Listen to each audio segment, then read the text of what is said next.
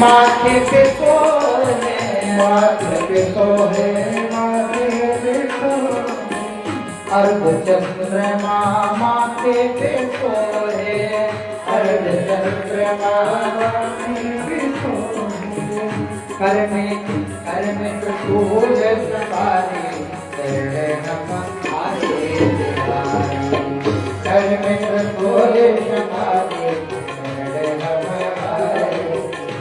बोलो शिव भोला भंडारी, करने नमः आए बिहारी, शिव भोला भंडारी, करने नमः आए बिहारी बाबा, आए बिहारी बाबा, आए बिहारी। रखियो रखियो लाज हमारी, शरण हम आए बिहारी, रखियो लाज हमारी, शरण हम आए।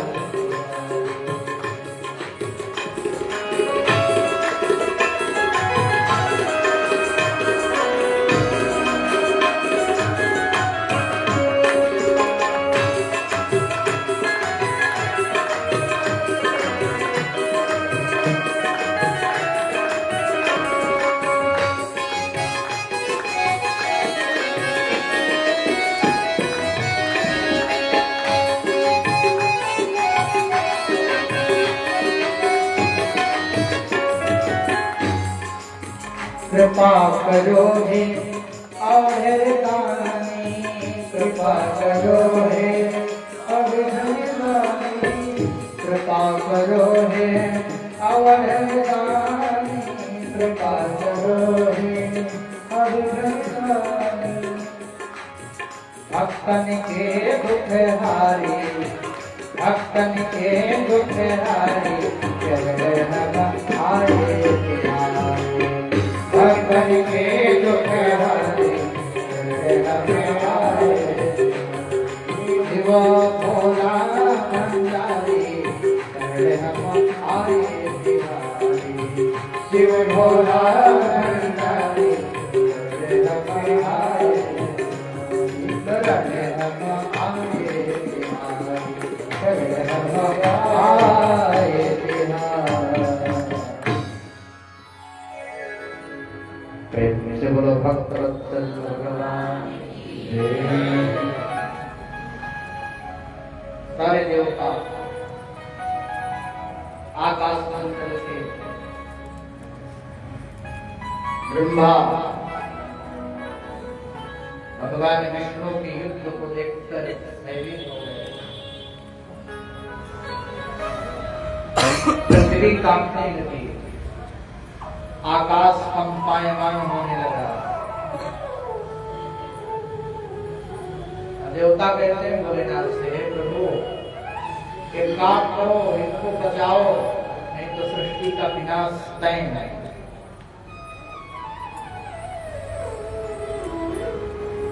भोलेनाथ ने कहा चिंता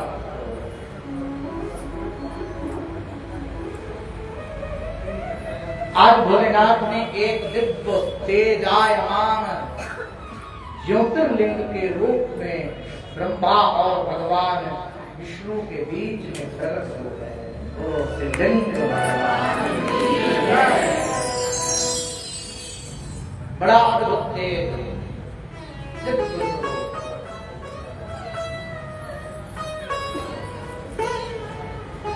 लिंग स्वरूप को धारण किया परमात्मा ने। और महाराज वह लिंग ऐसा था जैसे हजारों अग्नि की ज्वालाएं एक साथ जला दी जाए। कितना अद्भुत शिवलिंग महाराज, जिसका वर्णन कोई कर ही नहीं सकता और न किसी के पास वर्णन है। महानलस्तमम् विभीषण प्रताप। ब्रह्मा जी और भगवान नारायण दोनों ने अस्त्र जितने भी थे उनके उसे अग्नि स्तंभ में लीन हो गए। वह ज्योतिर्लिंग करोड़ों काल अग्नियों से भी भयंकर था, जो आदि मध्य और अंत से हीन था, जिसके मध्य का पता नहीं, आदि का पता नहीं, अंत का पता नहीं। ऐसे ज्योतिर्लिंग स्वरूप को हम प्रणाम करते हैं। दोनों ने निर्णय लिया, ब्रह्मा और विष्णु ने, कि हम इसके आदि और अंत का पता लगाते हैं। चलो तुम ऊपर की ओर जाओ, मैं नीचे की ओर जाता हूं। और महाराज यदि इसका पता लग जाएगा, जो पता लगाकर पहले यहाँ पर हो जाएगा वही बड़ा हो जाएगा। ऐसा निर्णय लिया। बड़ी अद्भुत बात। भगवान विष्णु ने शूकर का रूप धारण किया और शूकर का रूप धारण करके नीचे की ओर गए, पाताल लोक की तरफ। और ब्रह्मा जी हंस का रूप धारण कर लेते हैं और हंस का रूप धारण करके ऊपर की ओर चले गए। भगवान नारायण को अपनी स्तंभ की ओर का पता ही नहीं पाए और लौट आए। किंतु ब्रह्मा जी के मन में अभिमान आ गया। ब्रह्मा जी के कृत्य को देखकर भगवान शिव को हंसी आई। शिव जी के हंसते हुए के सिर से एक केतकी का पुष्प नीचे गिर गया। केतकी का पुष्प अनंत युगों से नीचे गिर रहा था, लेकिन उसे अग्नि स्तंभ का प्रभाव ही नहीं मिला। ब्रह्मा जी ने केतकी पुष्प को अपने पक्ष में मिला लिया। बोला तुम्हें काम करना, झूठ बोल देना कि सबसे ऊपर मैं ही स्थापित था और ये इस लिंग के अंत को पा गए हैं, इसलिए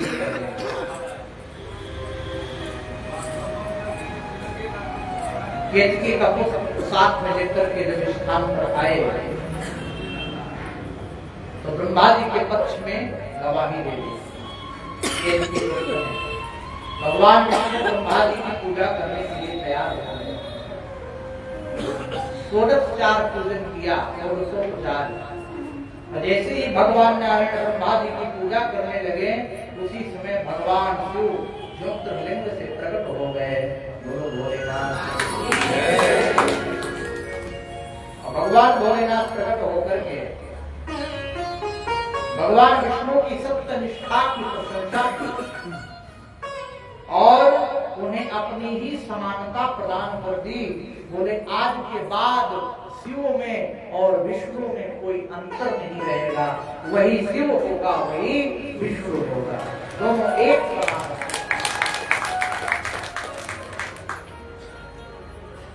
आज से मैं भी विष्णु की पूजा करूंगा और भगवान विष्णु कहते हैं आज से मैं भी शिव पूजा करूंगा।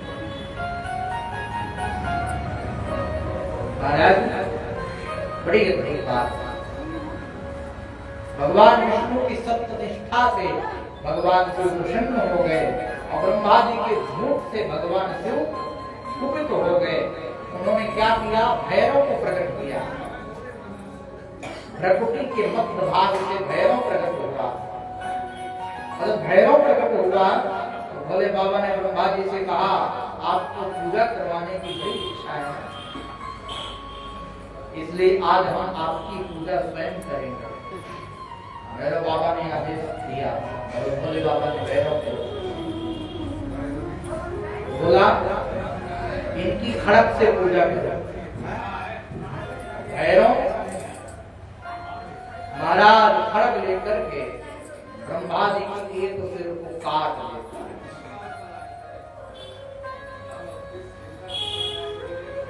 हे ब्रह्मदेव, आपका कोई मंदिर नहीं होगा, आपकी कभी भी पूजा नहीं होगी।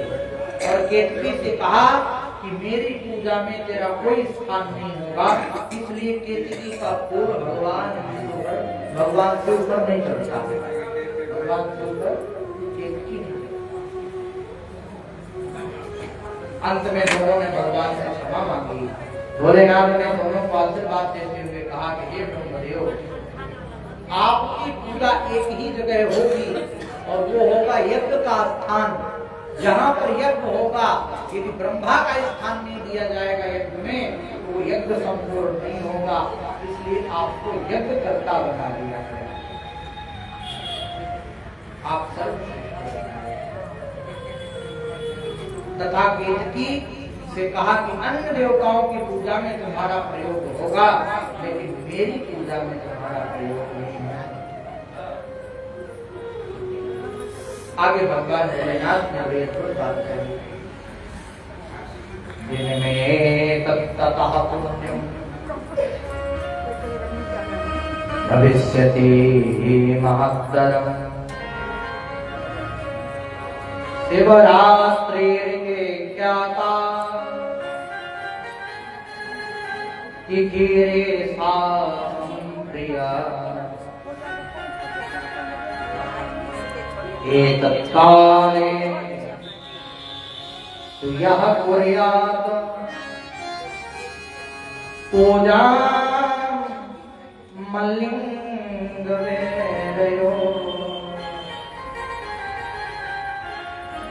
कुर्यात् स जगतः कृत्यं इति सर्गाधिकं पुमान्। बड़ी अद्भुत बात। भोले बाबा ने कहा, आज की जो रात्रि की घटना हुई, ये शिवलिंग प्रकट हुआ, इसलिए आज की रात्रि को शिवरात्रि के नाम से जाना जाएगा। आज की रात्रि शिवरात्रि के नाम से। आज के दिन जो भी बेर लिंग, यानी बेर माने मूर्ति, आज के दिन जो भी बेर यानी मूर्ति और लिंग यानी मेरे शिवलिंग का पूजन करेगा, उसको 1 वर्ष तक शिव जी की पूजा का पूर्ण फल प्राप्त हो जाएगा। मात्र एक शिवरात्रि का व्रत और एक शिवरात्रि का पूजन हमें पूरे साल के शिव पूजन का फल प्रदान कर देता है। ऐसी शिवरात्रि और बड़ी अद्भुत ज्योतिर्मय लिंग का प्राकट्य मार्गशीर्ष महीने की आर्द्रा नक्षत्र को हुआ। भगवान शिव कहते हैं, इस दिन जो लिंग या बेर का दर्शन करता है, वह मुझे स्वामी कार्तिकेय से भी अधिक प्रयोजता। मार्गशीर्ष की आर्द्रा नक्षत्र को ध्यान देना। मार्गशीर्ष माने अगहन का महीना, उसमें आर्द्रा नक्षत्र आता है। आर्द्रा नक्षत्र में यदि आप भगवान के दर्शन करो शिव जी के, कार्तिकेय से भी प्रिय भगवान के लिए हो जाओ। कितना और ईश्वर भूमि में लिंग शरीर धारण कर उत्पन्न हुआ हुआ, अतः इस लिंग के कारण यह स्थान लिंग स्थान के नाम से प्रसिद्ध होगा। और यह लिंग भुक्ति तथा मुक्ति का एकमात्र साधक होगा। और फाल्गुन की कृष्ण पक्ष की चतुर्दशी के दिन प्रथम शिवलिंग पूजन हुआ। और जिस जगह ज्योतिर्लिंग का प्राकट्य हुआ, वह स्थान लिंग स्थान के नाम से प्रसिद्ध हो गया। अनलाचल शंकासम यदिदं लिंगमुक्तितं अरुणाचलमित्येव तदिदं ख्यातिमेष्यति। आज से यह लिंग स्थान अरुणाचल शिव के रूप में जाने जाएंगे। अरुणाचल शिव। और महाराज अत्र दत्रम होतम जप्तम शरवं कोटिशूलं भवेत्। यहाँ दिया हुआ दान, किया हुआ जप करोड़ों गुना फल प्रदान करेगा। यहाँ तो निवास करेगा अथवा यहाँ किसी की मृत्यु भी हो जाए तो उसका मोक्ष हो जाएगा। बोलो अरुणाचल शिव भगवान। शिवलिंग की स्थापना बड़ी अद्भुत है। मूर्ति की स्थापना उसकी अपेक्षा गौण है, लेकिन शिवलिंग की स्थापना मुक्त है। भगवान शंकर की मूर्तियां कम देखने को मिलेंगी, लेकिन शिवलिंग आपको हर मंदिर में हर जगह मिलेगी। इसलिए शिवलिंग को बड़ा मुक्त है। ब्रह्मा और विष्णु सृष्टि आज 5 तत्वों के लक्षण बताते हैं, बड़ी अद्भुत लक्षण है। सृष्टि निश्चित संहार भाव रक्षा, और इनमें तत्व क्या है? चित्त जल पावक गगन शमीरा पंच रचित अत्यतम शरीरा। इन्हीं 5 तत्वों से सृष्टि का निर्माण हुआ, और इन्हीं 5 तत्वों में ही सृष्टि का विनाश हो जाता है, और इन्हीं 5 तत्वों के द्वारा महाराज जीव उत्पन्न होता है और इसी में मिल जाता है। बड़ी अद्भुत बात है। भगवान शिव ने ब्रह्मा और विष्णु को मंत्र दीक्षा दी, और ब्रह्मा जी और भगवान विष्णु ने सदाशिव की स्तुति की। नमो निष्फल रूपाय, नमो निष्कल तेजसे, नमः शकलनाथाय, नमस्ते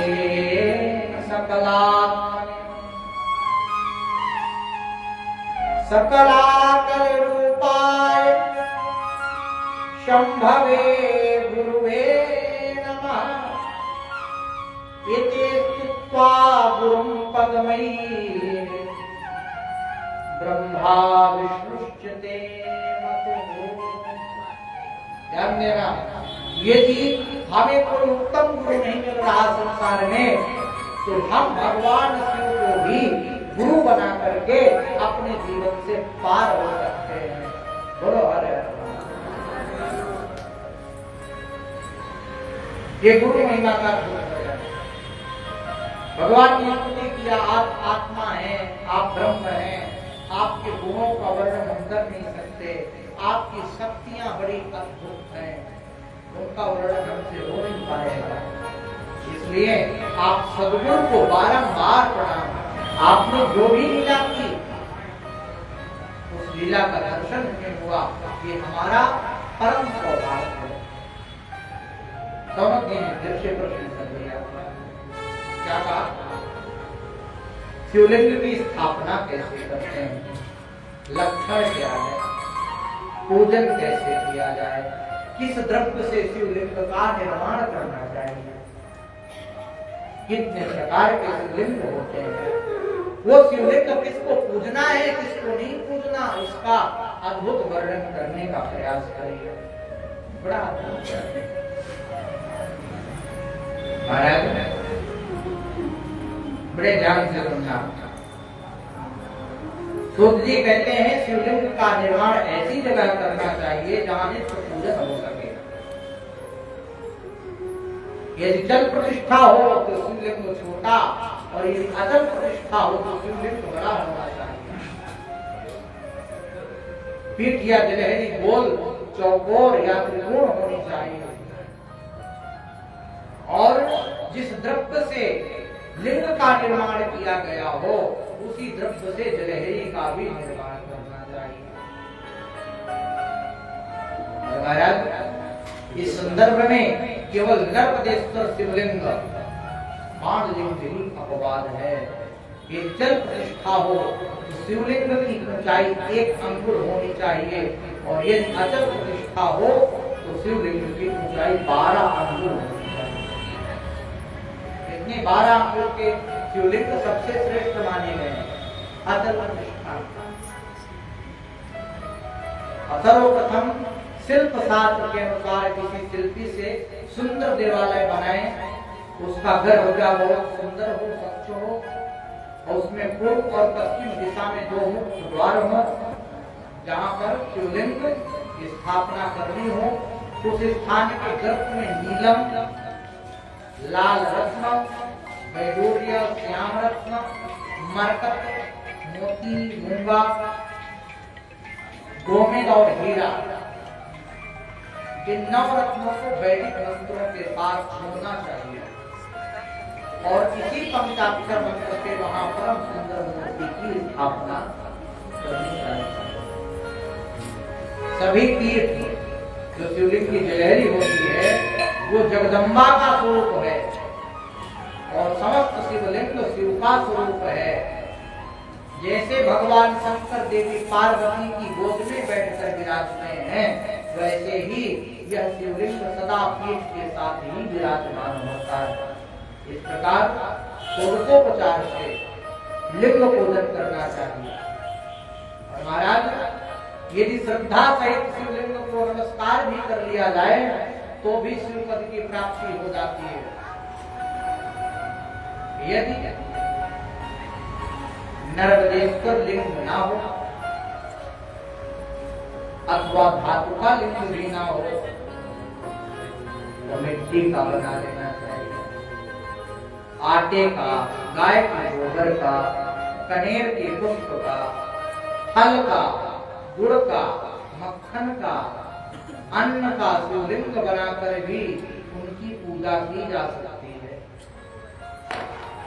यदि आप कहें भैया हम तो स्नान कर रहे हैं, ये सब कहाँ से लाए, तो हाथ के अंगूठे को ही लिंग बना करके उसकी पूजा करने से भगवान शिवलिंग का पूर्ण फल प्राप्त हो जाता है। बोलो हर हर महादेव।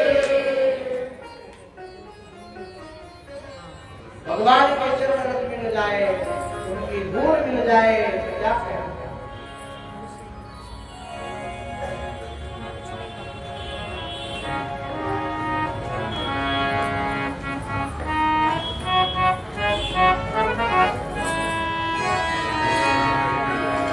बाबा तेरे चरणों की भोले तेरे चरणों की कर धूल जो मिल जाए, बाबा तेरे चरणों की। सब लोग गाओ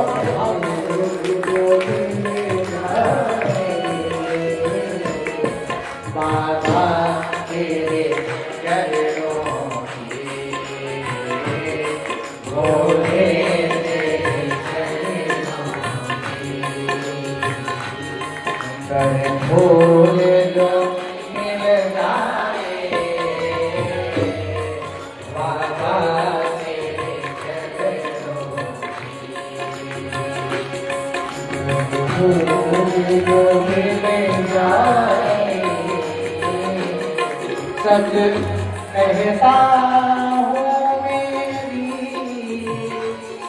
तकदीर बदल जाए, सच कहता हूँ मेरी तकदीर बदल जाए,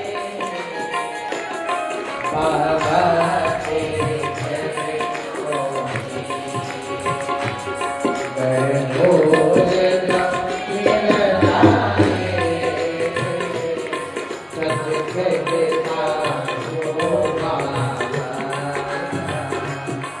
तकदीर बदल जाए, सच कहता हूँ बाबा।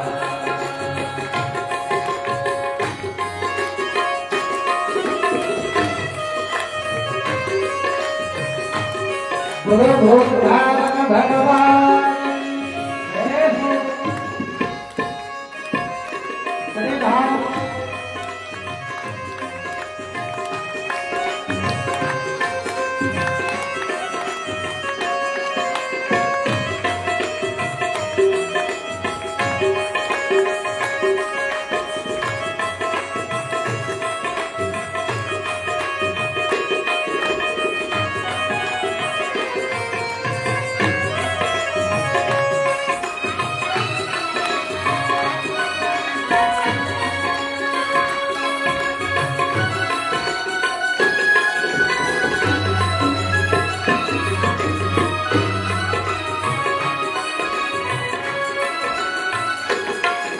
सुनते हैं तेरी रहमत दिन रात बरसती है, सुनते हैं तेरी रहमत दिन रात बरसती है, सुनते हैं तेरी रहमत दिन रात बरसती है, सुनते हैं तेरी रहमत दिन रात बरसती है। एक बूंद जो मिल जाए, एक बूंद जो मिल जाए,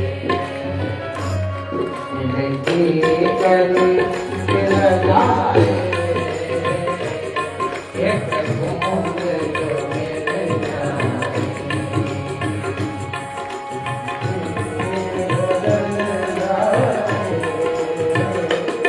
बाबा तेरे चरणों की, बाबा तेरे चरणों की, कभी भूल जो मिल जाए, बाबा तेरे चरणों की,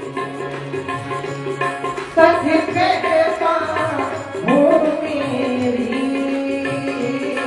सच कहता हूँ मेरी,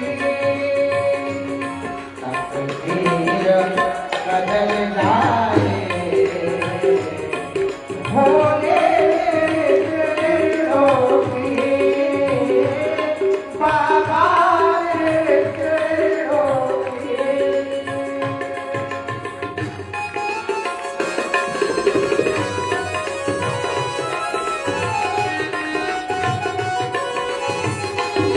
हरि बोल।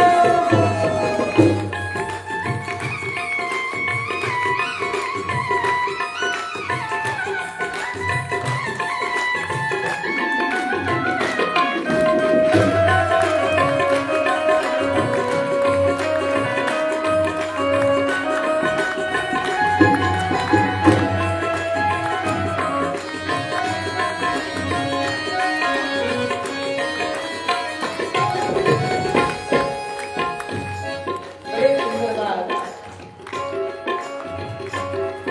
ये मन बड़ा चंचल है, कैसे तेरा भजन करो, ये मन बड़ा चंचल है, कैसे तेरा भजन करो, ये मन बड़ा चंचल है, कैसे तेरा भजन करूं, ये मन बड़ा चंचल है, कैसे तेरा भजन करूं, जितना इसे समझाऊं, जितना इसे समझाऊं, उतना ही अचल जाए, जितना इसे समझाऊं, उतना ही अचल जाए, जितना इसे समझाऊं, जितना इसे समझाऊं, उतना ही अचल जाए, भोले तेरे चरणों की, कर धूल तो मिल जाए, सच कहता हूँ बाबा, सच कहता हूँ बाबा, तकदीर बदल जाए, सपने तेरे चरणों की, बाबा तेरे चरणों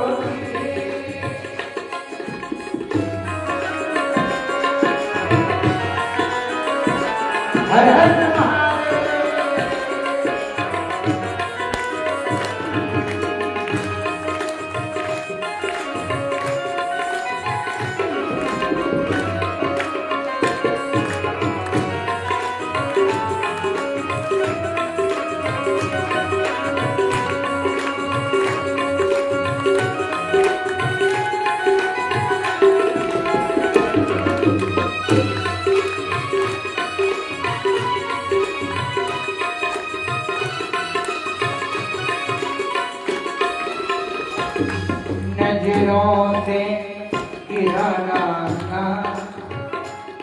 चाहे जितनी सजा देना, नजरों से गिराना चाहे जितनी सजा देना, नजरों से गिराना चाहे जितनी सजा देना, नजरों से गिराना चाहे जितनी सजा देना। क्यों? नजरों से जो गिर जाए, नजरों से जो गिर जाए, नजरों से जो गिर जाए, नजरों से जो गिर जाए, तेरे संभल पाए, बाबा तेरे चरणों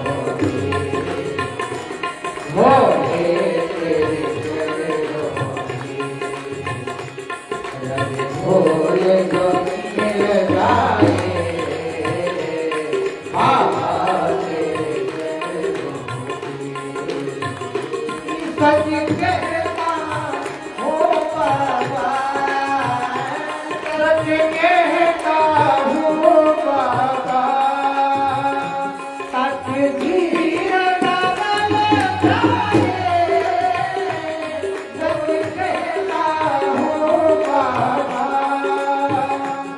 भोले तेरे चरणों की। हरि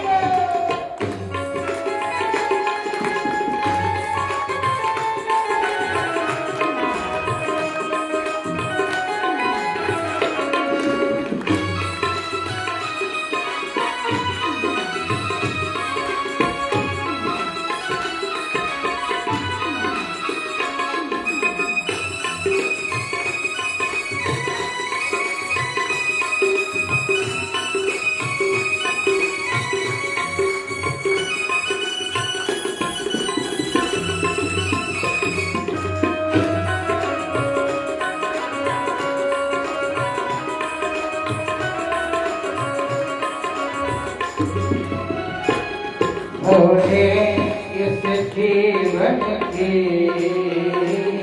भोले का जीवन की बस एक तमन्ना है, भोले इस जीवन की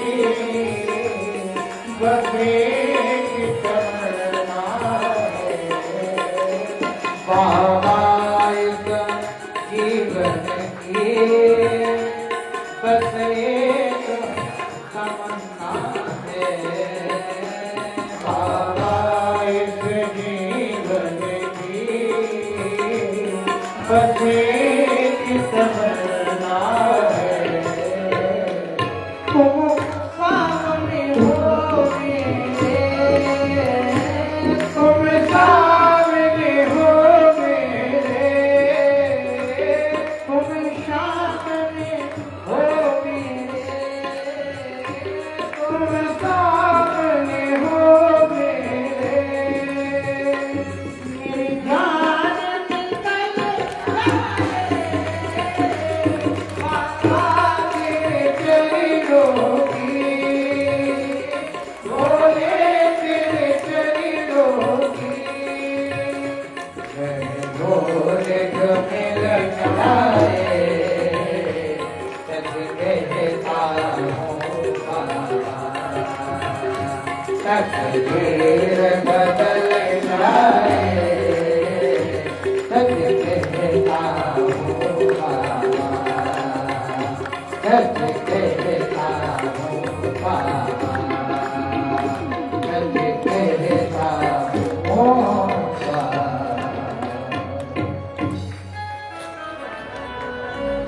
प्रेम से बोलो भूत भावन भगवानी जय।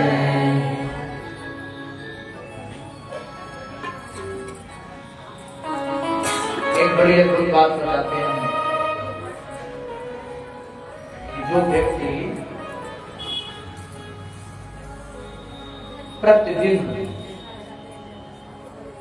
10,000 पंचाक्षर मंत्र का जाप करता है, ओम नमः शिवाय का जाप करता है लगातार, 3 वर्ष में उसको इस मंत्र की सिद्धि हो जाती है। 3 वर्ष में यदि 10,000 नित्य जप कर रहा है, एक भी दिन छोड़े ना, लगातार करता रहे, 3 वर्ष तक ये मंत्र सिद्ध हो जाता है और फिर जो चाहे व्यक्ति वह कार्य कर सकता है। इतना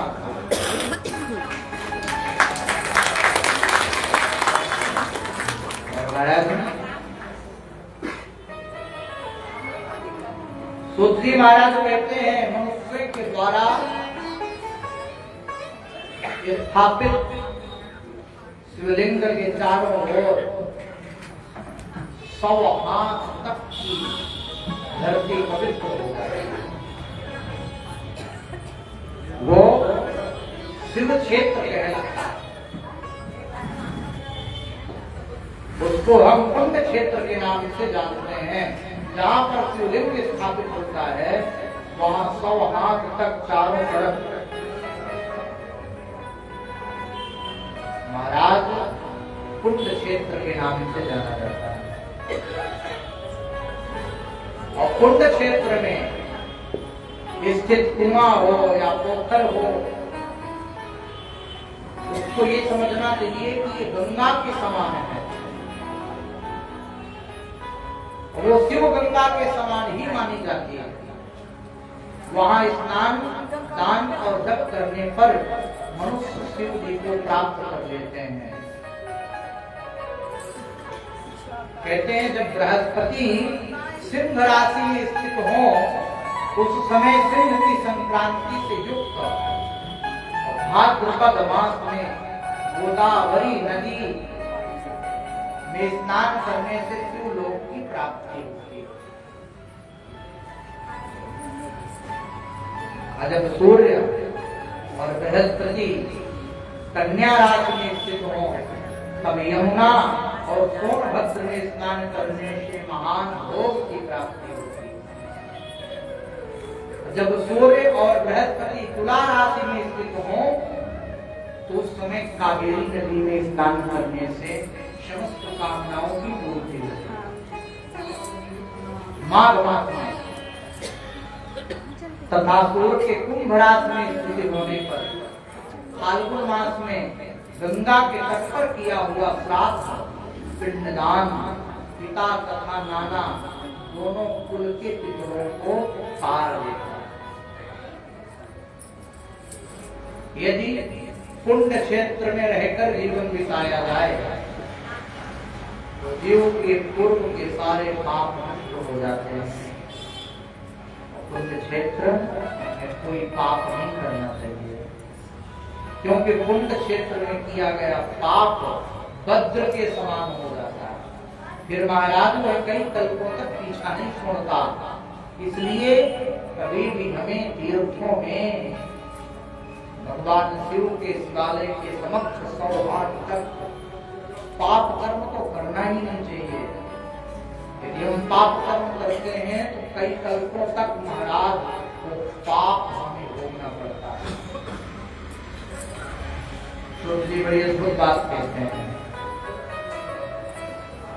देव यज्ञ आदि कर्मों के लिए देश बड़ा अद्भुत विचार है। कहाँ पर किया जाए?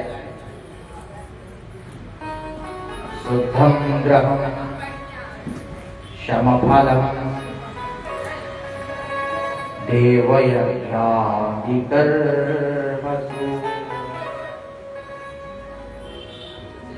कहते हैं घर में करने पर सम फल की प्राप्ति होती है। गौशाला में स्थान से घर की अपेक्षा 10 गुना ज्यादा फल होता है। हर गौशाला, जलाशय, बेल, तुलसी, बट का मूल, देवालय, तीर्थ भूमि, नदी का किनारा, तीर्थ नदी, सप्त गंगा यानी गंगा गोदावरी कावेरी ताम्रवर्णी और सिंधु सरयू नर्मदा समुद्र तट पर्वत शिखर जहां मन लग जाए महाराज सर्व अस्माकं ज्ञेयं यत्र वा रोचते मनः, जहां मन लग जाए वही भगवान का भजन करो, जहां मन लग जाए वही भगवान का पूजन करो, जहां मन लग जाए वही परमात्मा से महाराज अपने तार को जोड़ने का प्रयास। जिस देश में जिस देश में परिवेश में रहो, गिरिजा रमण गिरिजा रमण गिरिजा रमण कहो। जिस धाम में जिस काम में जिस नाम में रहो, गिरिजा रमण गिरिजा रमण गिरिजा रमण कहो। जिस रंग में जिस ढंग में जिस संग में रहो, गिरिजा रमण गिरिजा रमण गिरिजा रमण कहो। यहाँ तक कि जिस ध्यान में जिस ज्ञान में परिधान में रहो, गिरिजा रमण गिरिजा रमण गिरिजा रमण कहो। कहने का भाव बड़ा अद्भुत है। क्या कहा? कर से कर्म करनी विधिना, कर से कर्म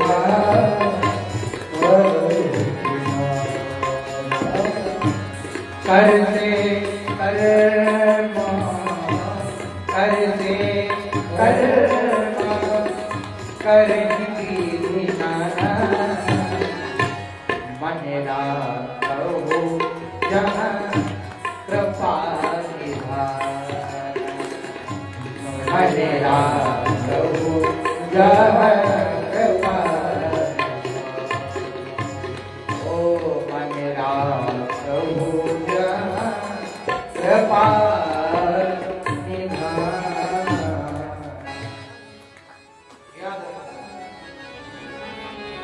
भगवान ने हाथ किस लिए दिए? कर्म करने के लिए। आप लोग कर्म करो, लेकिन मेरी माताओं कर्म के साथ साथ ध्यान चित्त मन केवल भगवान के भजन में लगाओ। भगवान को भोलेनाथ को प्राप्त करने का एक ही साधन है, जो गुण आपको सबसे अच्छा होगा। और प्रत्येक व्यक्ति के अंदर एक गुण ऐसा होता है कि जो किसी के पास नहीं होता, वो सिर्फ उसी के पास होता है। कैसे? मान लीजिए कि कोई बहुत अच्छा गा लेता है ना? हमारा बहुत अच्छा गाता है, तो बाकी संसार को न सुनाए, भगवान को सुनाए। भोलेनाथ के सामने बैठो, गाना प्रारंभ करो, भोलेनाथ प्रसन्न हो जाए। भैया कोई बहुत अच्छा भोजन बना लेता है ना?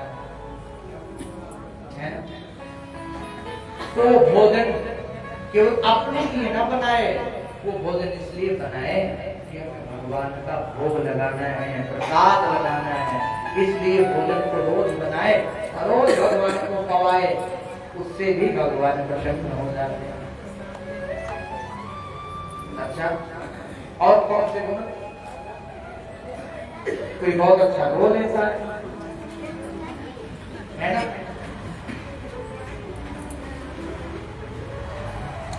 बहुत से लोग हैं जो रोने में भी माहिर हैं। भैया संसार के सामने रोगे तो संसार को हंसेगा, इसके अलावा कोई काम नहीं संसार को। आप रोगे तो आपके दुख का निवारण नहीं करेगा, बल्कि और आनंद देगा। अच्छा हुआ आज रो रहा है, कोई बात नहीं,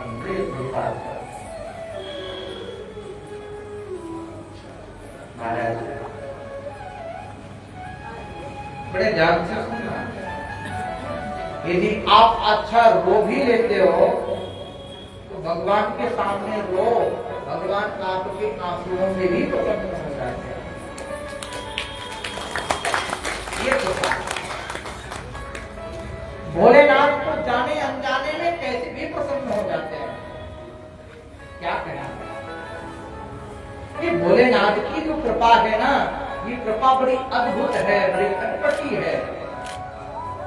एक ऐसा व्यक्ति था जो कभी भगवान का नाम नहीं लेता था, कभी भोलेनाथ की भी सेवा नहीं करता था, न किसी देवी देवता को मानता था, हमेशा दुराचार पे ही था। उसके माता पिता ने उसको घर से निकाल दिया। हमारा घर से जब निकाल दिया तो एक जगह वो गया जंगल में, वहां पर जल रखा, लोटे में भरकर, वो लोटा फूटा हुआ था। जिस स्थान पर जल रखा महाराज 1 महीने तक वहीं रहा। रोज जल वहीं भरकर रख दे, लोटा से जल बह जाता। जब वो मरा यमदूत लेने आए, बड़ा डर गया। इतने में भगवान शिव के दूत आ गए। बोले तुम क्यों आए हो? ये तो पापी था, इसको तो ले जाना है यमदूतपुरी। लोगों ने कहा इसने 1 महीने तक भगवान के लिंग पर जल चढ़ाया है, शिवलिंग पर इसने जल का अभिषेक किया है, इसलिए शिवलोक का अधिकारी है, मृत्युलोक का अधिकारी, नरकलोक का अधिकारी नहीं। अनजाने में वहां पर बड़ा प्राचीन शिवलिंग था जहां पर वह लोटा रखता था, वो शिवलिंग में ही जल जाता था। अब समझो कि जानबूझ करके यदि करोगे, प्रेम से करोगे तो फल मिलेगा। अनजाने में भी यदि भगवान भोलेनाथ को जल भी चढ़ा दो तो एक शिव जी ही ऐसे देवता है जो देते ही देते हैं, लेते कुछ नहीं है। आज तक का रिकॉर्ड है, सिर्फ दिया ही दिया है, कभी कुछ नहीं दिया। एक लोटा जल में भी भगवान भोलेनाथ प्रसन्न हो जाते हैं। ऐसा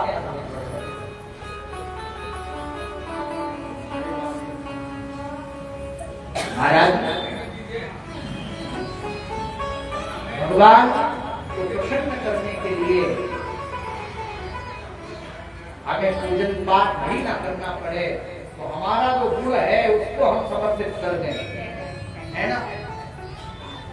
और सबके पास कोई ना कोई गुण अच्छा होता है।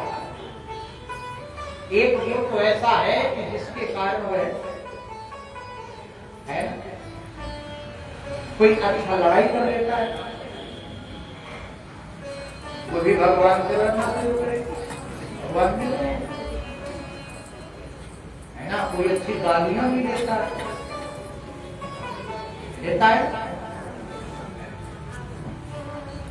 हाँ, गाली देने के लिए, लड़ाई करने के लिए तो क्या करें? तो हर हर महादेव कहने का भाव, कोई भी कर्म कर रहे हो तो भगवान को समर्पित करके करोगे, जो कर्म का फल आपको शुद्ध रूप में मिलेगा। यदि आप भगवान को समर्पित करके उस कर्म को नहीं करोगे तो उस कर्म का फल आपको शुद्ध रूप में नहीं प्राप्त होगा। महाराज ध्यान देना, जब हम सतयुग में दान पुण्य करते थे, सतयुग में, तो हमें उसका पूरा फल प्राप्त होता है, पूर्ण फल। और जब हम त्रेता में दान पुण्य करते थे, यज्ञ करते थे, उसका हमें 3/4 हिस्सा प्राप्त होता था, 1 हिस्सा नहीं मिलता।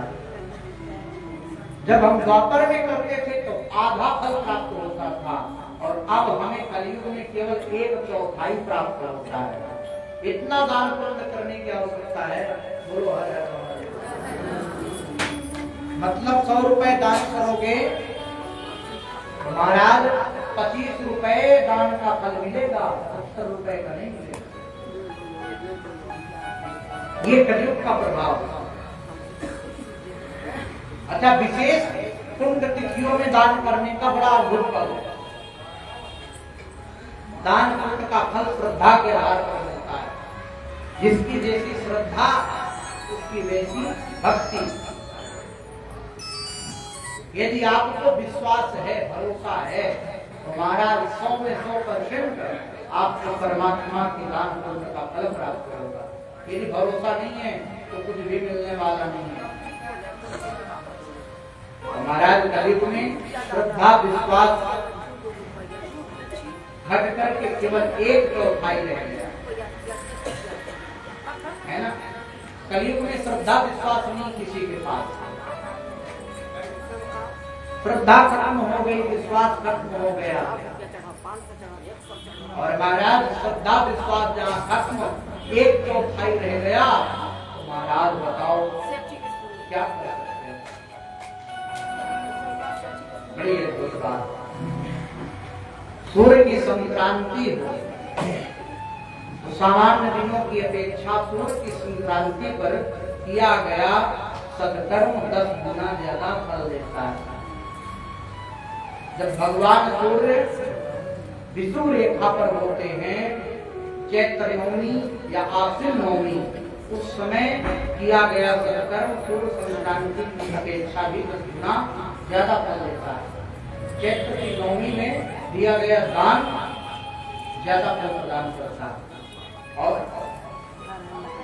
सूर्य दक्षिणायन कर्क संक्रांति, इस दिन किया गया सत्कर्म महाराज नवमी से भी ज्यादा फल प्रदान करता है।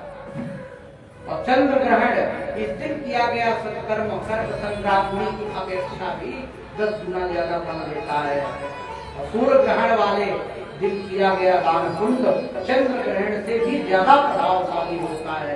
इसलिए सूर्य ग्रहण वाले, चंद्र ग्रहण वाले दिन, संक्रांति के दिन व्यक्ति को जरूर दान पुण्य करना चाहिए, जिससे उसका पूरा फल प्राप्त हो जाए।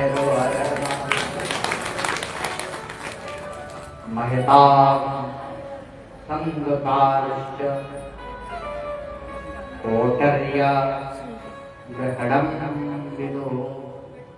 किंतु साधु पुरुषों का संग, यदि आपको कोई साधु पुरुष मिल जाए, सत्संगी पुरुष मिल जाए, भगवान की कथा सुनाने वाला मिल जाए, संत जन मिल जाए, तो समझ लेना कि करोड़ों सूर्य ग्रहण के फल के बराबर संत के मिलने का फल है।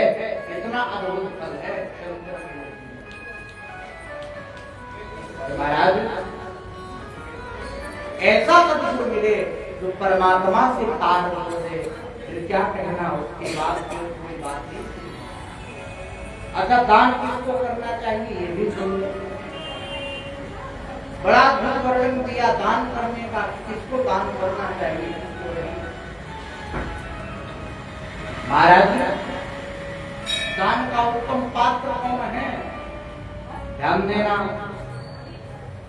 जो ब्राह्मण कुल में उत्पन्न होकर के पान सुपारी खाता हो, गुटखा खाता हो, तंबाकू खाता हो। विष्णु पुराण में वर्णन आता है, पद्म पुराण में भी वर्णन आता है, और शिव पुराण में भी वर्णन आता है। कहते हैं कि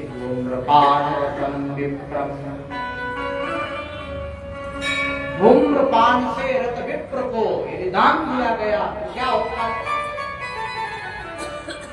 दातातु नरकं गत्वा ब्राह्मणः ग्रामसूकरः।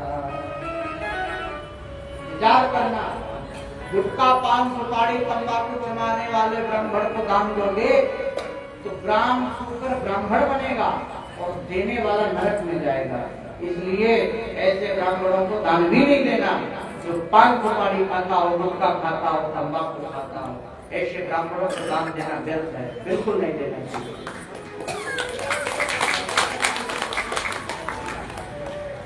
ये मैं नहीं बोल रहा, ये पुराण बोलते हैं। सब नरक में जाएंगे, किसी के लिए छूट नहीं। यदि ब्राह्मण को उत्पन्न करके तुम्हारे हृदय में त्याग नहीं है, तपस्या नहीं है, साधना नहीं है, तो तुम किस बात के ब्राह्मण? ब्राह्मण समाज का निर्माता है। याद रखना, यदि ब्राह्मण अपने सत्कर्म पर हो तो पूरा समाज उसके पीछे चलने के लिए तैयार रहता है। और ब्राह्मण ही महाराज अपने पद से पथभ्रष्ट हो तो फिर महाराज कोई भी ऐसा व्यक्ति नहीं है जो समाज में चल सके। इसलिए ब्राह्मण श्रेष्ठ क्यों है? क्योंकि ब्राह्मण के अंदर त्याग होना चाहिए, तपस्या होनी चाहिए। और क्या कहा? तपोनिष्ठ योगी, ज्ञाननिष्ठ यति अथवा 24 लाख गायत्री मंत्र को जपने वाला जो ब्राह्मण है, जो नित्य संध्या करे, गायत्री का जप करे, यदि उस ब्राह्मण को आप दान देते हो, वही दान लेने का अधिकारी है, वही उत्तम पात्र है, उसी को सुपात्र कहा जाता है। अन्यथा दान देने में कोई लाभ नहीं। कहते हैं पतनात्रायति पात्रम शास्त्रे प्रयुज्यते, गायकं त्रायते पाता गायत्री अच्युते हिता। कितनी अद्भुत बात! जो दान देने वाले की पतन से रक्षा करता हो। आप यदि हमें दान दें और हम आपका कुछ कार्य ना कर पाए तो फिर दान देना व्यर्थ है। ऐसा दान पछता भी नहीं। पौरोहित कर्म अति मंदा। यदि पौरोहिती कर्म में आए हो तो अपने कर्म को भी करो, ठाकुर सेवा, भगवान की सेवा, मंदिर की सेवा और महाराज शिव जी का पूजन, भगवान का पूजन, इनका यदि आप करते हो, संध्या गायत्री तर्पण करते हो नित्य, तो आप दान दोगे, खूब फलोगे, फूलोगे, खूब पतेगा आपको, खूब सुखी रहोगे। और यदि आप नहीं करते हो तो दान ले रहे हो तो महाराज कहीं न कहीं से वो निकलता चला जाएगा। तो आपके एक जन्म नहीं, कल्प कल्पांतर नष्ट हो जाएंगे, कल्प कल्पांतर। इसलिए आप लोग भंडारा में खाने लगते हो ना, तीर्थों में गए, जहाँ मिला महाराज बड़ा अच्छा बन रहा है, खा लो, तो हाथ फैला के लेने लगते हो। वो क्या है? दान है। और सुनो, आप तीर्थ में जाकर के दूसरे का दिया हुआ दान खा रहे हो तो सोचो कि आपको कितने गुना फल उसका भोगना पड़ेगा, है ना? तुरंत भंडारा खाने पहुंचते हो बिना दिए। अच्छा, आपने वहां कोई सहयोग किया क्या जिसका खा के आ जाते हो? वो व्यक्ति अपने कितने पापों को खिला रहा है, वो व्यक्ति अपने कौन से पाप के लिए भंडारा कर रहा है, आप भी उस पाप के भागी बन गए हो यदि आपने उसका अन्न खाया है। इसलिए तीर्थ में जाओ, कहीं भी जाओ, अपना पैसा खर्च करो, अपने पैसे का खाओ, अपनी सुविधा से रहो। गए 10 दिन आश्रम में रहे गुरु जी के और अंत में 500 पकड़ा के चले आए। किसी होटल में रह करके देखो 10 दिन 500 में रह पाओगे? बोलो तो क्या हुआ? आपने पुण्य किया कि पाप? गुरु जी तो खिला ही रहे हैं। अब गुरु जी का तो काम ही है, उनके पास कितने पाप आते हैं। ये दान जो देते हो सब पाप ही तो है, पुण्य थोड़े। यदि हम गायत्री ना करें, संध्या ना करें तो हमें कहाँ पतेगा, है ना? चलो महाराज को दान करते हैं, हमारे कष्ट कट जाएंगे। हम ऐसा कर ले, हमारा एक उद्धार हो जाए। आपका तो उद्धार होगा, लेकिन वो तो हम ले रहे हैं ना सब, जिसका कार्य है उसके पाप भी खा रहे हैं। इसलिए बड़े सोच समझ करके आप लोग तीर्थों में जाओ तो 1 रुपया किसी का खाने का प्रयास मत करना। और तीर्थों में किया गया पाप कभी नष्ट नहीं होता, चाहे कितने जन्म भोग लो। बोलो हर। इसलिए कभी भी साधु संतों का, गुरुओं का खाने का प्रयास नहीं करना, क्योंकि उनको क्या है, वो खिला रहे हैं, क्योंकि वो स्वयं महाराज इतना पाप इकट्ठा किए हैं, कहाँ जाएंगे क्या पता। और वो गुरु हो, महंत हो, साधु हो, कोई भी हो, साधु का क्या धर्म है? साधु ऐसा हो तो एकत्रित ना करे, संग्रह ना करे, वही साधु है। सुदामा को संत कहा गया, ब्राह्मणों ब्रह्मवित्तमा कहा गया। क्यों? क्योंकि महाराज 5 घर से मांगते थे, मिल जाता तो खाते थे, नहीं मिलता तो भूखे सो जाते थे। इसलिए कहता हूँ आप लोग इन सब बातों से बचना, और जो जग करने वाले को पतन से बचाए उसे गायत्री कहते हैं। आपने दान किया, किसको? पात्र को, ब्राह्मण को। ब्राह्मण ने आपको बचाया, और ब्राह्मण को कौन बचाए? ब्राह्मण को गायत्री बचाती है। इसीलिए ब्राह्मण को नित्य प्रति गायत्री करना चाहिए। और जो ब्राह्मण गायत्री का पाठ नहीं करता, जब नहीं करता, वो पतन का कारण बन जाता है, वो पतित हो जाता है। नित्य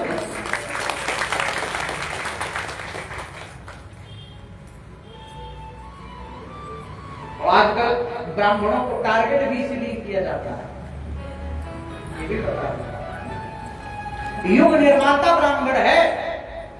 जिस समय ब्राह्मण तप पर बैठ जाता है उस समय सतयुग प्रारंभ हो जाता है।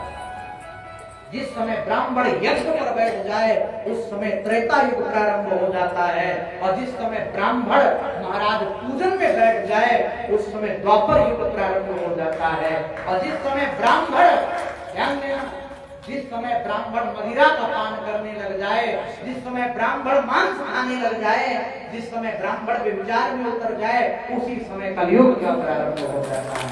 युग निर्माता ब्राह्मण है, ब्राह्मण, इसके अलावा कोई नहीं। इसलिए ध्यान देना इन सब चीजों का। अन्नस्य क्षुदितं पात्रम नारीण रमयात्मकम, हर चीज में पवित्रता का विचार करना है। अन्नदान का अधिकार, जो भूखा हो उसी को अन्न का दान करना है। महाराज वह कोई भी क्यों ना हो, भिखारी को पैसा मत दो, भूखा हो भोजन करा दो तो फल मिलेगा। और पैसा दिया हो जाकर के दारू पी के आ गए तो आप भी नरक में जाएंगे, वो तो जाने का। देख रहे हो कि कपकपाती ठंड में कोई व्यक्ति ठंड से जूझ रहा है, उसको खूब 10,000 का कंबल और वस्त्र दे दो, फल आपको मिल जाएगा। बढ़िया बढ़िया वस्त्र, ऐसे वस्त्र दान मत किया करो कि जिसको ब्राह्मण भी न पहन पाए। और न आप, आजकल की यही परिस्थितियां हैं कि जो गाय मरने वाली हो उसको ब्राह्मण को दे दो दान। बोलो हर हर महादेव, है ना? अपने से विचार करो, जिस चीज को आप नहीं पहन सकते हो उसको दूसरे को कैसे देने का विचार कर लेते हो। जो वस्तु आप नहीं खा सकते हो उसको दूसरे को देने के लिए कैसे सोच लेते हो। अरे मन को क्यों दे रहे हो, लेकिन दो तो अच्छा दो। आपने धोती दे दी 100 रुपए की ला करके, हमने पंडित जी को धोती दान दी, और पंडित जी उसको ले जाकर के बक्से में बंद कर दिए, न उसको पहनेंगे न उसको रखेंगे, कभी न कभी उसको काम आएगा फेंक देंगे। आपके दान का कोई महत्व नहीं। और आपने बढ़िया वस्त्र दिए, पंडित जी ने पहना, उसका आपको फल मिले, उसी का फल है कि नहीं? सड़े सड़े अमरूद ले आओ और दे दो पंडित जी, अमरूद खा दो। पंडित जी उसको देख को लेके ले तो लेंगे, क्योंकि मना कैसे करें? नहीं कर सकते। लेकिन वो अमरूद लेने के बाद आपको पंडित की गाली मिलेंगे, खड़ा अमरूद लेके पंडित जी है ना। एक बार की बात बताऊं, एक भक्त था भोलेनाथ का, बड़ी सुंदर कथा है। और वो क्या करता है, भोलेनाथ से कहता है कि हे भोले बाबा, मेरे पुत्र हो जाए तो मैं आपको सुंदर फल चढ़ाऊंगा। और महाराज साहेब को स्वप्न आया कि पहले फल चढ़ा दे, बाद में पुत्र हो जाएगा। ठीक है, बड़ी अद्भुत बात। जैसे ही गर्भ ठहर गया बाजार में तो सबसे सस्ती अमरूद थी, सड़ी सड़ी, गली गली, वो जाकर के भोले बाबा को अर्पित कर दिया। लो भोले बाबा प्रसाद खाओ। अब जब पुत्र हुआ तो महाराज पूरा शरीर सही और उसका सर एकदम अमरूद की तरह पिलपिला घबरा था। गया भोले बाबा के पास दौड़ता, प्रभु मैंने तो अमरूद चढ़ाई है, मुझे आधे मन से फल क्यों दिया? भोले बाबा ने कहा बेटा, तूने जैसी पिलपिली अमरूद चढ़ाई वैसे मैंने तुझे पिलपिला बेटा दे दिया। जो अपना काम कर, मैं अपना काम कर, वैसे ही काम है।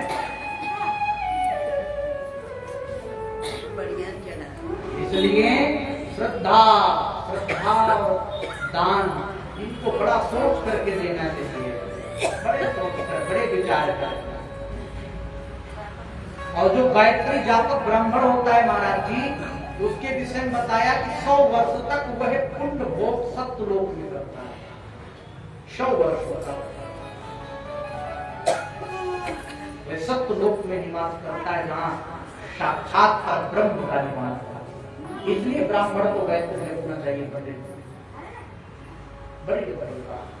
फिर विष्णु भक्त ब्राह्मण को वैकुंठ की प्राप्ति होती है, शिव भक्त ब्राह्मण को कैलाश की प्राप्ति होती है। हमारा भोजन किसको कराना है? दशांग भोजन क्या है? जो व्यक्ति रविवार के दिन किसी ब्राह्मण को दशांग भोजन कराते हैं, वह अगले जन्म में 10 वर्ष तक निरोग रहते हैं। और जो व्यक्ति रविवार के दिन 10 ब्राह्मण भोजन कराते हैं, वह अगले जन्म में 100 वर्ष तक निरोग रहते हैं। और दशांग भोजन क्या है जानते हो? भोजन के 10 अंग होते हैं, आप लोगों को पता ही नहीं है। भोजन के कितने अंग होते हैं? 10 अंग। बहुमानस्य मथानानम अभ्यंगम पादसेवनम वासो गंधाय अर्चनम च परशोत्तरम खड्गं व्यञ्जनं चैव ताम्बूलं दक्षिणोत्तरम् नमश्चानुगमश्चैव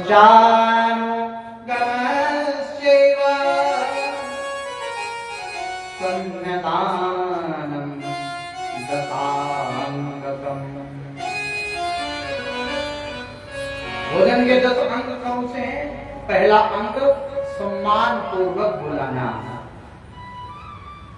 यथा सम्मान से बुलाना। दूसरा ललाट पर तिलक करना, चंदन लगाना। फिर इसके बाद पाद प्रक्षालनम, पैर को धोना। इसके बाद वस्त्र का दान करना, वस्त्र पहनाना। फिर गंध आदि से पूजन करना ब्राह्मणों का। फिर घी के माल में अति सुंदर भोजन बनाना और 6 रस व्यंजन बनाना, दक्षिणा सहित तांबूल अर्पित करना। महाराज फिर नमस्कार करना, नमस्कार करके फिर अनुग्रह करना, विदाई करना। ये दशांग भोजन यदि हम कराते हैं तो लाभ क्या है जानते हो? यदि किसी को विद्या चाहिए, किसी का ज्ञान कमजोर हो, तो यदि विद्या की कामना हो तो ब्राह्मण बालकों को दशांग भोजन कराना, उसको विद्या की प्राप्ति हो जाए। यदि ज्ञान की कामना हो तो वृद्ध ब्राह्मणों को दशांग भोजन कराओ, आपको ज्ञान की प्राप्ति हो जाएगी। यदि पुत्र की कामना हो तो युवक ब्राह्मणों को दशांग भोजन कराओ। यदि बुद्धि की कामना हो तो 5 से 8 वर्ष की बालिकाओं को दशांग भोजन कराना चाहिए। और सुख भोग की कामना हो तो 10 युवती यानी कि ब्राह्मण पत्नियों को भोजन कराने से हमें सुख भोग की कामना दूर होती है। और आत्मज्ञान की इच्छा हो तो वृद्धा स्त्रियों को भोजन कराना चाहिए। ब्राह्मण को सिल तथा उच्च वृत्ति या दक्षिणा में मिला धन उत्तम कहा गया है, और दान में मिला धन मध्यम तथा खेती से प्राप्त धन निम्न कहा गया है। जो ब्राह्मण खेती करता है, ब्राह्मण कर्म से विमुख होकर के वो निकृष्ट होता है। ब्राह्मण को कोई दूसरा व्यापार करने का अधिकार नहीं है। लेकिन महाराज क्या करें? आपके यहाँ सत्यनारायण सुनाने जाते हैं तो आज के डेट में भी 120 रुपये दक्षिणा देते हो, और पहले 20 आना देते हैं। 500 मांग ले ब्राह्मण, इस महंगाई में बड़ा लूट ले रहा है पंडित, लूट के ले गया। क्या करें? व्यापार नहीं करेगा तो मर जाएगा भूखा। और पहले क्या होता था? पहले लोग महाराज पूरे परिवार की व्यवस्था ब्राह्मण के कर देते थे, इसलिए वो सबके लिए तप करता था, त्याग करता था, तपस्या करता था। आज आपका परिवेश बदल गया तो ब्राह्मण भी अपने अपने पेट्रोल पंप वाले हो गए, वो और विद्वान लोग तो होते चले जा रहे हैं। विद्वान तो आपके बीच में मिलेंगे क्या? कोई नहीं। क्या करेंगे? 10 वर्ष 20 वर्ष गुरुकुल में रह करके पढ़ता है, पढ़ने के बाद आपके यहाँ सत्यनारायण पुराने जाता है, उसका पेट रोटी भी नहीं चलती, तो क्या करे? जो सत्यनिष्ठित ब्राह्मण होगा वो दक्षिणा को मांगता नहीं, मांगने को देता नहीं, है ना? करोड़ों की शादियां करते हो, लाखों की शादियां करते हो, यदि ब्राह्मण का समय आया दक्षिणा देने का, यदि कह दिया कि 11,000 हमें दे दो, तो महाराज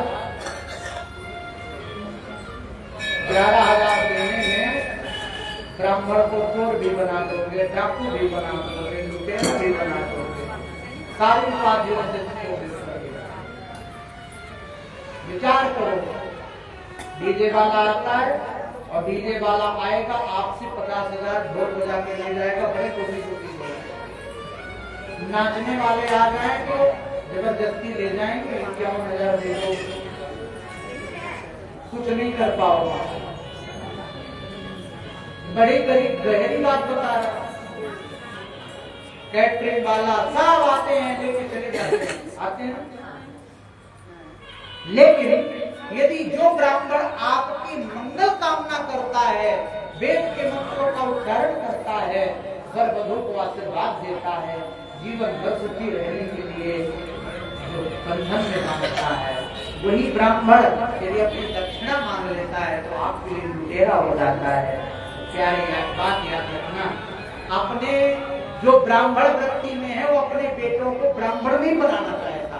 ये सत्यता की बात बता रहा हूँ। जो ब्राह्मण वृत्ति में उतर आया है वो कहता है बेटा के 10,000 की नौकरी फैक्ट्री में कर लेना, लेकिन ब्राह्मण नहीं बनना, ब्राह्मण की वृत्ति नहीं करना, बाकी कुछ नहीं कर लेना। इसका भी ये बताओ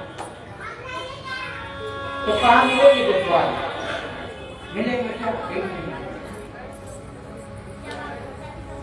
इसीलिए कहता हूँ महाराज इन सब चीजों को आराम के साथ विद्वान को लुप्त मत होने दो।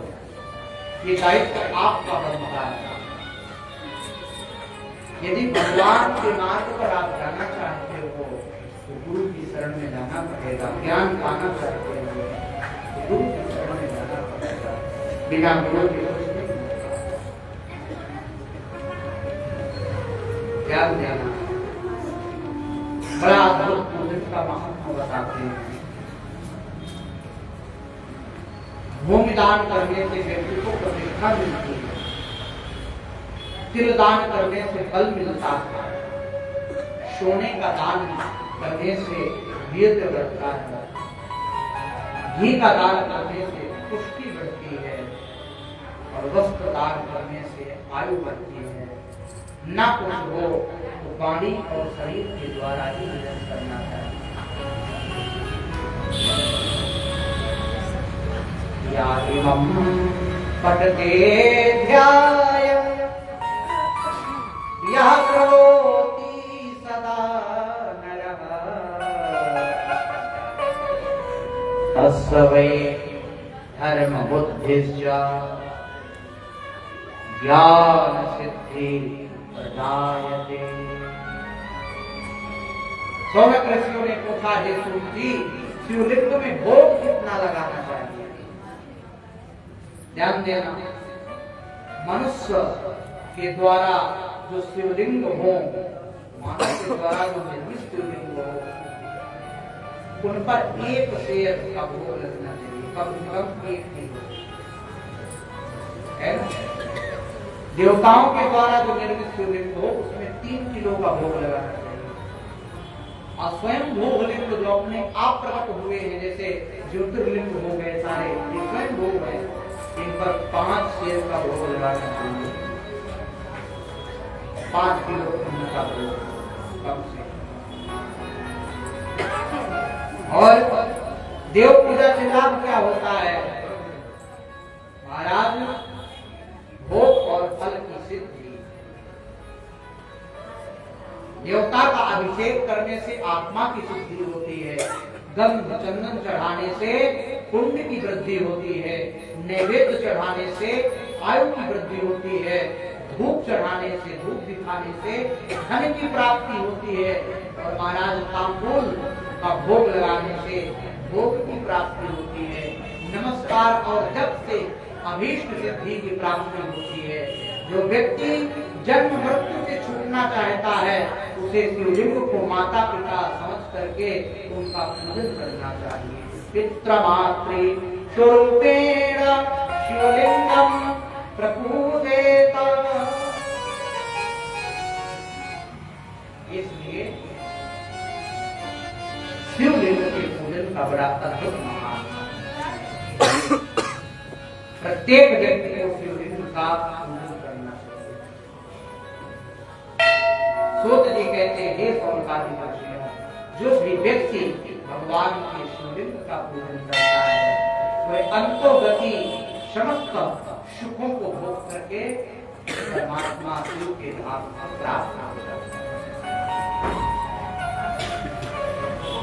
भगवान से बड़ा दानी, भगवान से बड़ा दयालु कोई नहीं।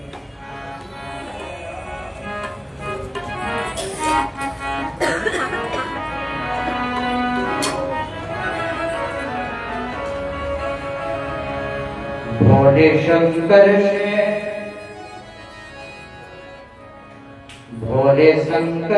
से बढ़कर दयालु देवता कोई दूजा नहीं।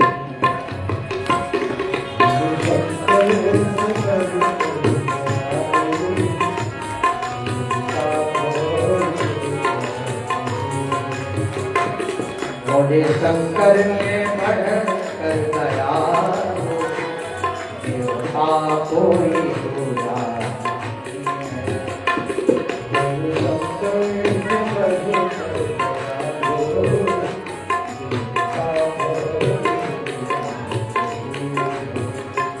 भोले शंकर पढ़कर दयालु देवता कोई पूजा नहीं है। भोले शंकर पढ़कर दयालु देवता कोई पूजा नहीं है। एक लोटा अगर चढ़ा दो, एक लोटा अगर चढ़ा दो, लाभ को और हाथी नहीं है। एक लोटा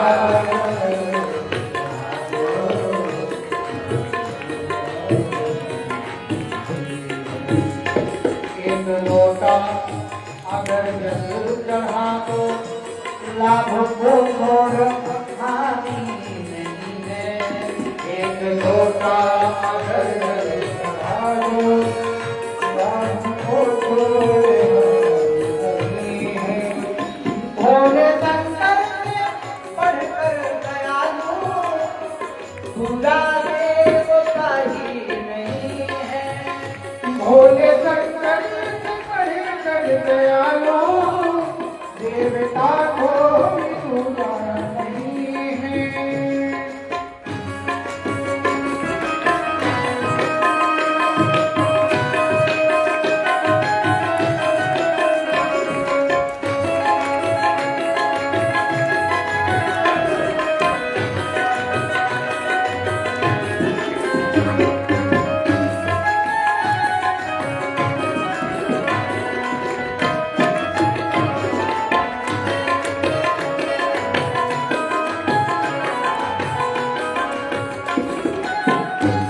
ऐसे पर्वत के ऊंचे शिखर पर देखते कब कोई कहीं नजर से।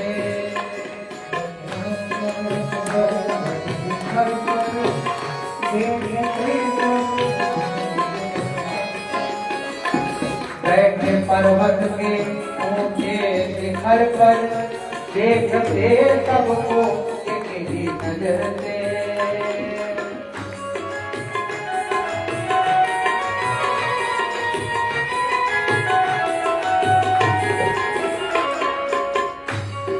दयालुओं के दिल में जरा भी, इस दयालुओं के दिल में जरा भी छल कपट की निशानी नहीं है।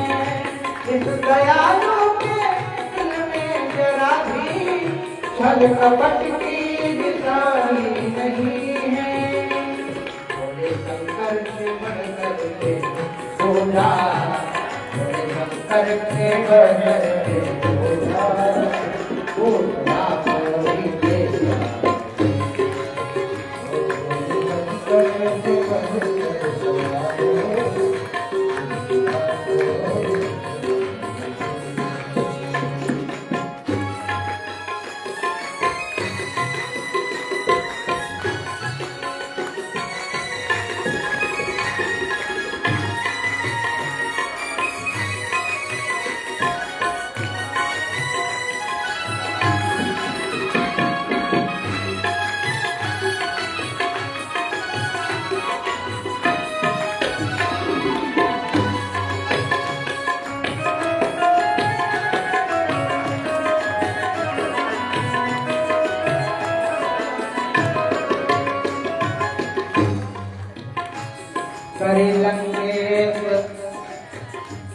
करिलंगेश पर दया, सारी नगरी को सोना बनाया। सारी नगरी को सोना बनाया, सारी नगरी को सोना बनाया, सारी नगरी को सोना बनाया। दास गिरधर ने जाके सुनाया, दास गिरधर ने गाए सुनाया। कितने कुछ भी कहा दास गिरधर ने गाके सुनाया, इसमें कोई कहानी नहीं है। दास गिरधर ने गाके सुनाया, इसमें कोई कहानी नहीं है, इसमें कोई कहानी नहीं है। भोले शंकर से पढ़कर दयालु, दूसरा कोई देवता नहीं है।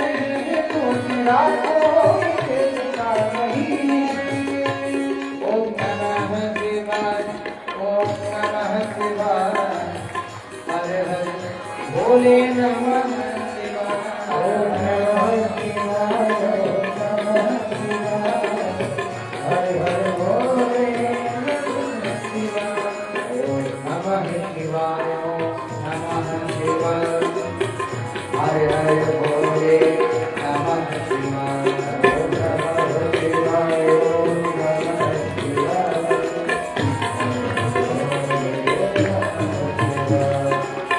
नमः शिवाय ओम नमः शिवाय हरे हरे भोले नमः शिवाय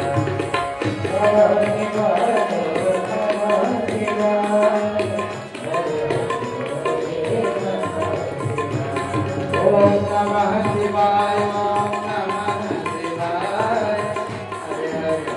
भोले नमः शिवाय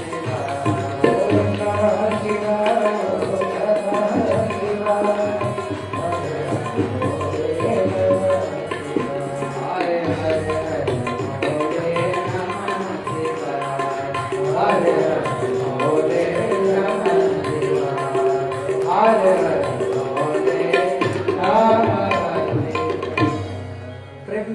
भक्तवत्सल भगवान जय महापुराण की जय व्यासी महाराज की जय आदि आनंद की जय भक्त वृंद की जय होता समाज की जय हर हर महादेव।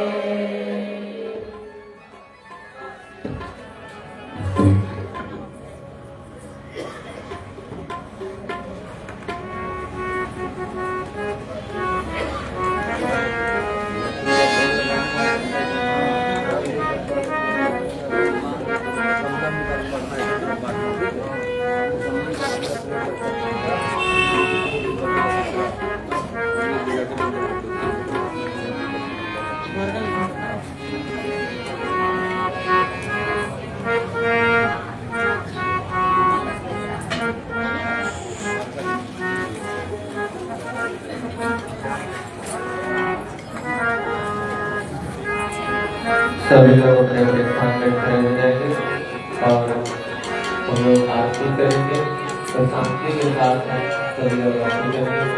हरि ओम चंद्रमा वनसो रात्रिक्षो सूर्यो नारायणो भोक्तावायुष्टमानस्य स्वभावकिरणायतो